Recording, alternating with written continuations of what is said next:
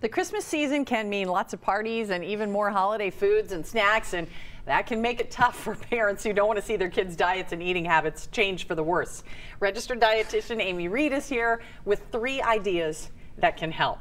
This is really great because I do worry. I mostly worry about how much sugar my son is getting during the Christmas season because he's a sugarholic. We all like it at this time of year. Yeah, I remember when I was little, or when my kids were little, keeping a schedule was really important, and that's your first tip, one of my tips, right? because a lot of times, and this always drove me nuts. This drives me nuts as a parent when people say, "Oh, we're going to have a dinner at 2 o'clock in the afternoon." It's like, that's not a time my kids eat. So I suggest keeping your kids on their regular meal and snack schedule. And if the party's at noon, at 2, feed them at noon, and then that party is the snack for them. Another thing is some kids, especially if they're picky eaters or maybe they have sensory issues related to food, they get really nervous around food. So taking something to the party that's familiar to them that can be shared with everybody is a good idea. And even if they're not picky eaters, that can be a good idea, that's right? great. That's great, and I'll have an example of it. And then the third tip is really not to over-police your children. Just because it takes away from the holidays. Your kids are going to remember their mom chasing them around telling them not to have the cookie more than they are playing checkers with their grandpa.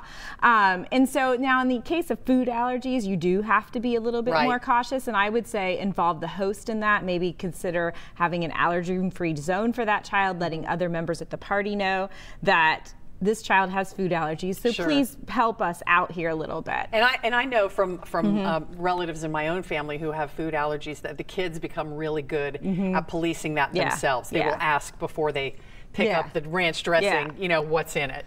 Yeah, but you brought a great little recipe for homemade ranch dressing, because a veggie tray is a nice little snack that'll kind of counteract some of the sugar that the kids are getting. And the ranch dressing dip is something the kids can help make. You can take it to the party. You could even make this dry mix and give it as a hostess gift. Oh, that's nice. So I'm going to ask you to add everything to this mini hand chopper. We've got 2 tablespoons of parsley. Very good. A teaspoon and a half of dill weed. We got garlic powder and onion powder, 2 teaspoons of each.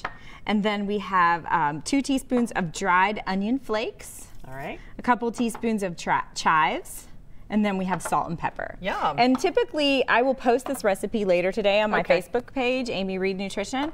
I typically add less salt than what it calls for, because then you can always add if the taste isn't the same. So this is just a real simple chopper. If you can get it, kids would love it. You just pull it and it chops it. Oh, isn't that great? Because a lot of times kids don't they're used to the ranch dressing in the store. It doesn't have big pieces of parsley and chives in it. So this gets it to be fine, like the powder you buy at the store. Okay, nice. And then you just mix that with some sour cream. I usually do a mix of sour cream and Greek yogurt to make a ranch dip, and you can try some if you want. Very good. I will. Some recipes call for a buttermilk powder, which you can get at the baking section of your grocery store. But as soon as you open it, you have to refrigerate it. So I would suggest, if you want to do that, add that to the mix right before you mix it in. Very good. That did a really nice job. I've never seen one of those before.